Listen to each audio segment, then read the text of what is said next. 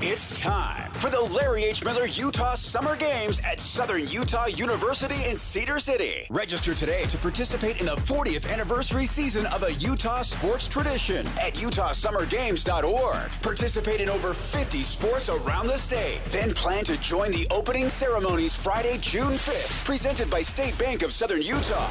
Register today to participate in the 40th anniversary season of the Larry H. Miller Utah Summer Games. Do you love the Tabernacle Choir? This year, the choir's music is everywhere you are. Listen to your favorite choir songs and music and the spoken word anytime you want on Alexa by simply enabling the skill. Alexa, play music in the spoken word. Now playing music in the spoken word. You can also download the Tabernacle Choir app, subscribe to the choir on YouTube, listen on Spotify, and have access to all their wonderful music. Happy listening.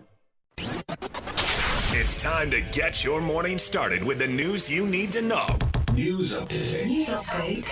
This is what's trending with DJ and PK. Hashtag NBA. Here comes Wembanyama, going to work again, backing it in. Victor, kick out, Castle, left wing, Castle, back to Wembanyama. 3-ball on the way, yes sir! Victor Wembanyama feeling it. 16 in the opening quarter. Anthony Edwards of the logo at half court. Over to Nasri, left wing, knocked away by Castle. Castle against Edwards. Castle slams it down for 2. Timeout, Minnesota. Steph Castle and the Spurs defense has come alive in the second half. And the San Antonio Spurs dominate Minnesota 126-97.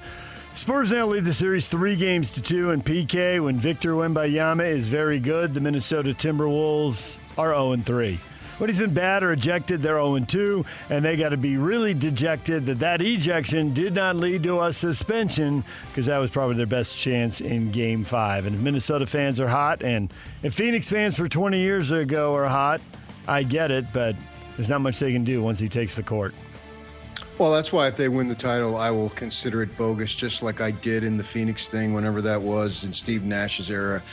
And then they had a 50-gamer that they won a title when they only played 50 regular season games. So they basically have 0 or 1 title in my eyes.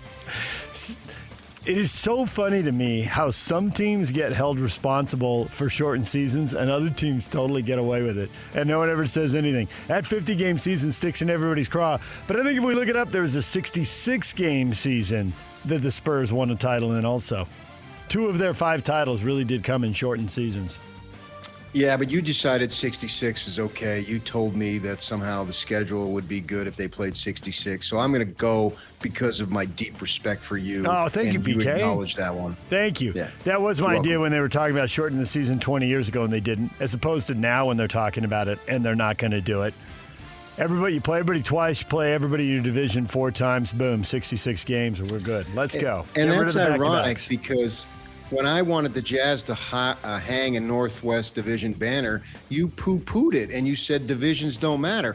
But then you turn around when it makes your point and you play everybody in your division. But you scoffed when I said we need to acknowledge the divisional championship. Do you remember those days, Dave? Yeah, I think you do. As a matter of fact, they do. Yeah, I'm acknowledging there's only so much money they're going to give up. I'd be okay with everybody playing twice. They'll never do it because the Celtics and the Knicks need to play 4 times because they make money off it. The Knicks need to play the Nets and the Sixers, so blah, blah, blah. But you're right. I'm a total hypocrite on that issue. Good work, PK. Thank you.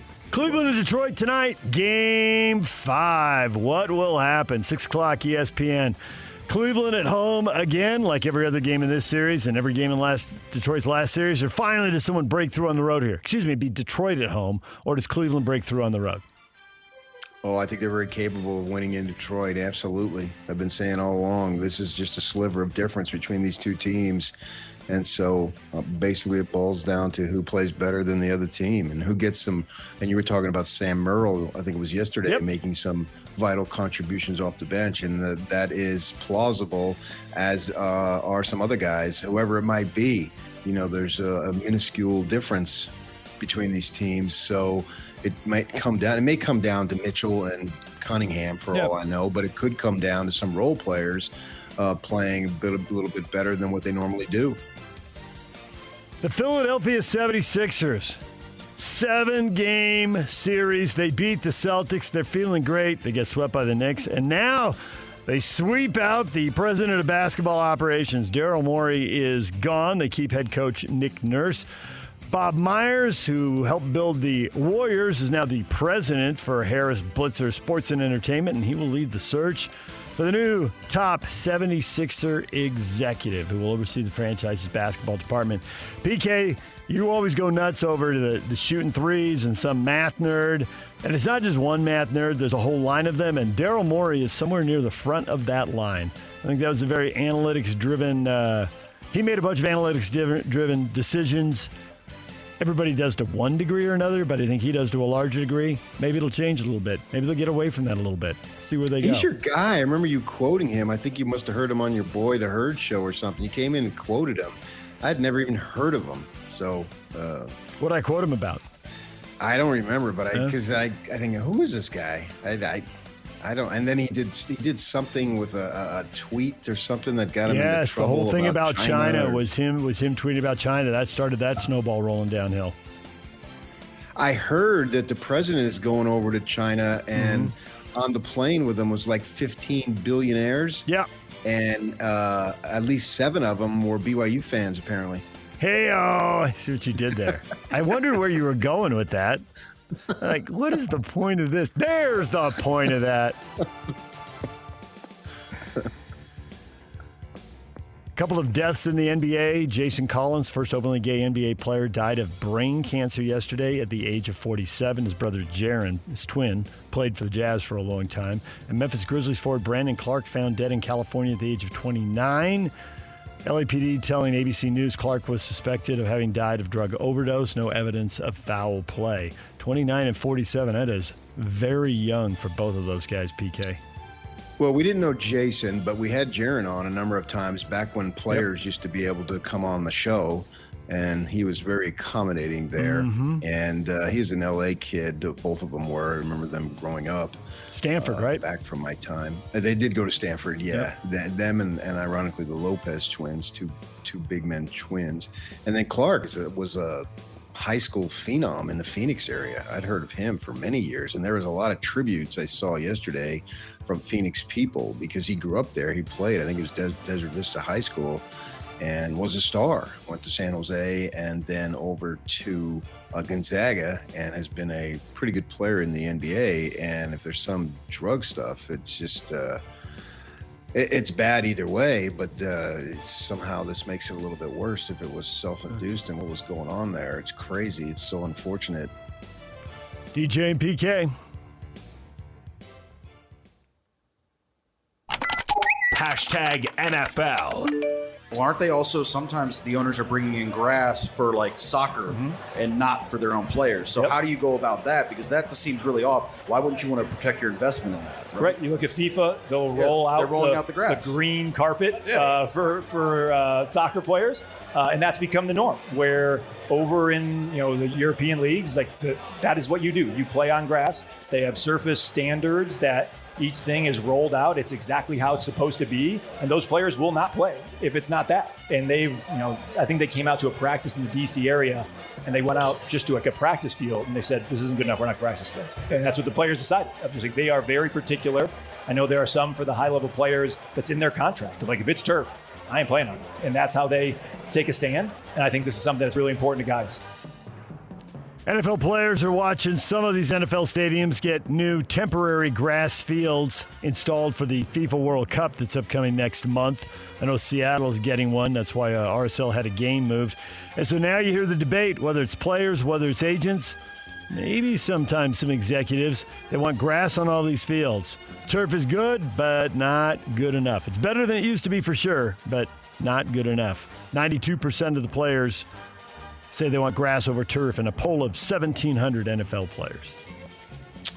Sure, fine, get grass, but I think that turf doesn't affect the game in the manner that it affects the game in soccer. That is an excellent point, and the way the ball rolls and the way the ball bounces and all of that. I do think that as they build new stadiums, and they're going to keep building new stadiums, and I don't know if Buffalo did it, I hope they did. I expect they didn't. But what they did in Phoenix and Las Vegas with the grass fields that roll in and out, and there's concrete underneath, so you can roll the field out, you don't damage it, you can have your concert or whatever large event in there, basketball games, whatever. These buildings, they cost so much money, you got to use them more often. You just can't build something for a few $1 billion and then use it for just 10 NFL games. They got to do something else. I like what they've done in Phoenix and Vegas, rolling those grass fields in and out. They got the technology. Sure. Let's do it. Does it have to be a dome, though? I mean, can you do it? Can you roll in grass in a Rice-Eccles Stadium? You've got to have the land off the end of the stadium to roll it in and out of, and you've got to build the stadium so there's access to it. Once the stadium is built, like our local stadiums here, that's really hard to go retrofit that. That doesn't make much sense to me. But as they build new ones, and they're building a brand new one in Buffalo, I would have liked to see it designed that way. But I'm trying to grow grass in my yard thanks to the plumbing company that destroyed my yard. So we'll see if I can do it. And if I can do it, anybody can do it. Mr. Green Thumb, Patrick Kinahan. NFL, full schedule out. They're leaking games here and there. Madrid, Spain gets the Cincinnati Bengals and the Atlanta Falcons. Kansas City and Denver are going to play. It's a Bronco-Chief game in the first Monday Night Football game. I assume that that's only a marquee game if Mahomes is back. So is Mahomes going to be back for that? Because it seems like the first month still seems iffy. Maybe he'll be back. Andy Reid's back. He's back. He's going to play. There's no way they would schedule that game without him, right? So that's just a sign he's going to be back. And Knicks is supposed to be back in plenty of time for that game. And I want football, real football, to overtake football as the world's most popular sport. That'd be a crushing blow to you two guys. No, we'd be okay with it. It'd still be a crushing blow. No. Michael Penix Jr., Falcons quarterback, back on the field, throwing passes 6 months removed from ACL surgery. It's his third ACL surgery in the past 8 years. Previous two came while he was in college. So I guess he knows how to rehab from ACL surgery. Third time. So we got married, too. A big off season for him. DJ and PK. Mom, can you tell me a story? Sure. Once upon a time, a mom needed a new car. Was she brave? She was tired, mostly. But she went to Carvana.com and found a great car at a great price. No secret treasure map required. Did she have to fight a dragon? Nope. She bought it 100% online. From her bed, actually. Was it scary? Honey, it was as unscary as car buying could be. Did the car have a sunroof? It did, actually. Okay, good story. Car buying you'll want to tell stories about. Buy your car today on Carvana. Delivery fees may apply. Hashtag college football. ACC coaches and athletic directors have consensus. They want to see the college football playoff expand to 24 teams. That note coming out of the league spring meetings. ACC, Big Ten, and Big 12 all in favor of the 24-team tournament, while the SEC remains steadfast in saying they want the playoff field at 16 teams. Now, a few coaches in the SEC have come out in favor of 24, but right now the SEC is putting the brakes on the bigger tournament. Well, of course, the Big 12 and ACC would want it. Yeah, more access. They don't feel like they're getting much. Yeah. And the SEC is, I think they'll come off of it in time because their stronghold that they've had on college football, now that everybody could pay, has been reduced. And so the power that they've had will slip and continually decline. So they won't be able to think the process of, well, we'll get the most teams in, so we get to hoard the most money, so we'll have the advantage. And I think that's going away. So I think over time, this will happen, whether it's 5 years or whenever, I don't know. But at some point, it'll get to 24. You have long said, once a committee is involved, look out. Here come the politics. Here comes human emotion and all that. I have heard as part of this 24, they are still flirting with the idea of automatic qualifiers. Maybe 4 from each of the power leagues and 2. I mean, it's all to be negotiated. Any of these numbers are squishy and can move in any direction. And maybe 2 for the G5, and then that leaves a committee to pick 6 slots, which the Big Ten and the SEC assume they'd be getting their 5th and 6th teams in then. I don't know what that'll look like exactly. That's one thing I've seen thrown out there. It'll be interesting to see if they do those 2 things at hand. Reduce the committee's responsibilities, have way more automatic qualifiers as part of this expansion. We'll see. Yeah, and then they'll have a few at-large bids just like they do in basketball. And then you need a committee to set it up, unless you already pre-assigned seeds, which I don't think they would do that. So there would be a need for a committee, but its influence would be greatly reduced. Right. Texas coach Steve Sarkisian taking a shot at Ole Miss, saying at Texas, we'll only take 50% of a player's academic credit hours, but Ole Miss, they can take you. All you have to do is take basket weaving, and you can get an Ole Miss degree. Well, I think basket weaving is an important fabric of the society, because how else would we have baskets if we didn't have someone who would weave them? So I think that's a shot there. But don't try to act like you're some high and mighty academic institution when we know if the University of Utah is restricting players from taking certain classes, as Devon Bailey told us himself when he was trying to pursue an engineering degree, and they said no because it's in the way of football. You're going to tell me Texas, which is a football institution, they don't do the same thing? I don't want to hear it. I just don't want to hear it. Look at you getting all logical. That's my role. Well, highly logical take from you. Individually, if what you want to do with academics, and because the other 98% of the student body, and maybe it's not even that much, they have to adhere to it. How much do the players have to adhere to it? And how many people and how many athletes? Did Arch Manning go to Texas to play football, or did he go there to play school? You ask me. And that's not a knock on Arch Manning and his intelligence by any stretch.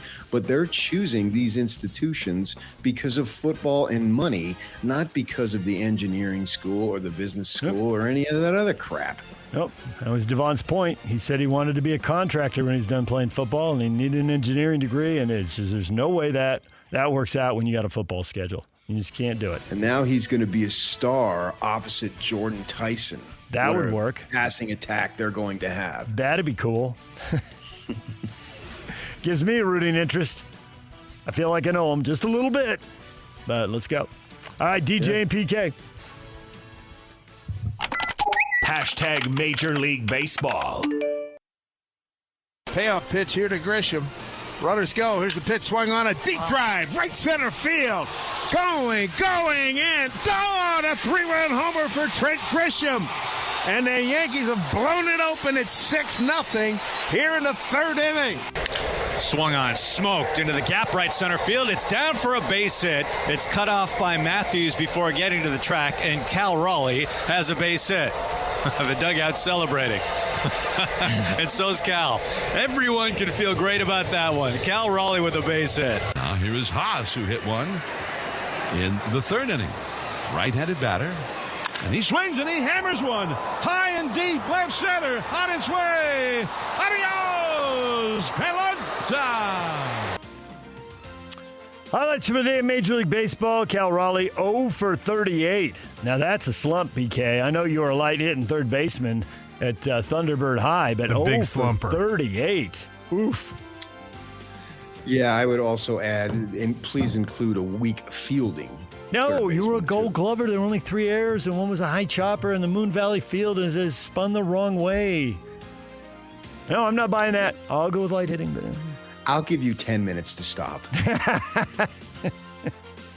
Seattle routs Houston 10-2 as Cal Raleigh gets off the schneid and gets it going. Shohei Ohtani been a bit of a slump, but hey, he snapped out of it. Didn't help the Dodgers, though. They dropped their 4th straight. Giants beat them 6-2. Shohei, the slump at the plate. Would you like 10 minutes to remind us that you said this would happen? He's pitching. It takes so much energy and focus. And now it's not just that his hitting is suffering in the days he's pitching, but he's in a slump we really haven't seen the likes of on the days he's not pitching. And now they're going to give him a day off, apparently. We'll see if that home run breaking out of that slump there changes that. But they were going to give him a day off from hitting, just a complete day off, and then a day he was pitching, not put him in the lineup DH in there. So 2 days without him stepping to the plate.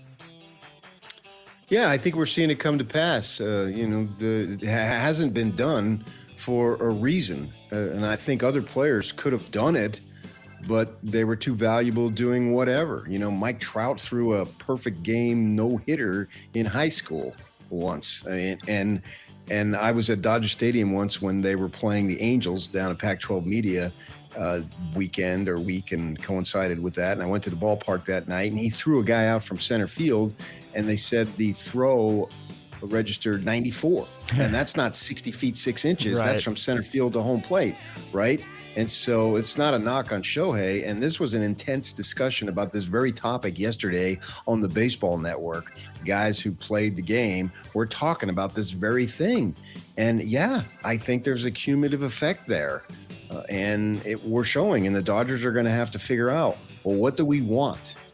Because, when he was bashing those home runs these last couple years, for one season, I don't think he pitched at all. And then last year, he was essentially a limited part-time. Yeah. Not just a part-time, but if that makes sense, a limited part-time. I put a qualifier on it.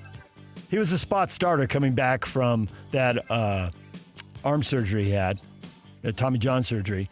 So he was pitching, I think, regularly and infrequently, which doesn't sound like they go together, but he was pitching. It was just so limited. It just didn't take the same amount of energy. Part-time. Yeah. And his pitching has been dominant so far this season. You just look at the numbers and they can show you, you can go on, there's a lot of analytics in pitching, but still the basic numbers of pitching has upheld, whereas in hitting, now it's slash lines and all this other stuff, and your head is spinning if you don't know what they're talking about. But I think pitching, you still look at walks and hits per inning and strikeouts and blah, blah, blah, blah, blah. There's other stuff, spin rates and whatnot, that factor into it, certainly. But I still think that the basic numbers of pitching have been there and will continue to be very important. So you don't need a PhD to figure it out, and you don't need a glossary to figure out all the terms. And he's been very good. So they've got to decide. One is going to suffer. I just don't know that you could keep it up at a top level. And they're losing right now, so I don't know what they're going to do. So that's his first home run since April 26th. The Dodgers have dropped 4 in a row, but they've also gone 4-9 in their last 13, and they've scored 3 runs or fewer in 10 of those 13. They need more. Now they're getting Mookie Betts back. He's been out, that should help punch up the run scoring a little bit. But they may need Shohei to do it as well. I mean, he's in the leadoff spot. He's got to be contributing in that spot. So, the argument to have him stop pitching, even though he desperately wants it, and to some degree you have to keep stars happy. But, he's got all this info too, and they're in second place in their division and probably the 4th best record in the National League. That's not where they're supposed to be, not with that payroll. No. And they have pitchers who are very brittle and seem to be injured a lot too, and that's compounding the problem. Paul Skeens flirting with another no-hitter, left with 8 innings, 2 hits. He's just dominant, and they beat Colorado. Pittsburgh beats Colorado 3-1. Yeah, I think he struck out the first 6. He did. And then he only struck out 4 the rest of the way. Yeah, he had 10 overall. But he struck out the first 6, and then the 7th guy lays down a bunt or something. And he's like, nice bunt, as he throws him out. Seemed to just get a roll with it. Just blurt that out and then go back to the hill. Yeah. Well, any way you can get on against him. But I mean, as I told you, I watched the entire start that he had against the Diamondbacks 1 or 2 starts ago, and he wasn't just blowing people away. He was pitching. And I thought, wow, if he can do this combined with his overpowering stuff, Liv Dunn is going to be a very happy lady. All of a sudden, you've got some combination of Randy Johnson and Greg Maddux out there. That would be awesome. Bees beat El Paso 11-4. They play again tonight at 6:30. Tony Parks on the call on 1280 The Zone. DJ PK. #RSL. Real Salt Lake hosting the Houston Dynamo tonight. America First Field. The Dynamo just won in L.A. They beat LAFC 4-1. That is impressive right there. Houston inching up in the standings after a slow start. They've been climbing. They are not far behind Real Salt Lake. First kick at America First Field tonight at 7:30.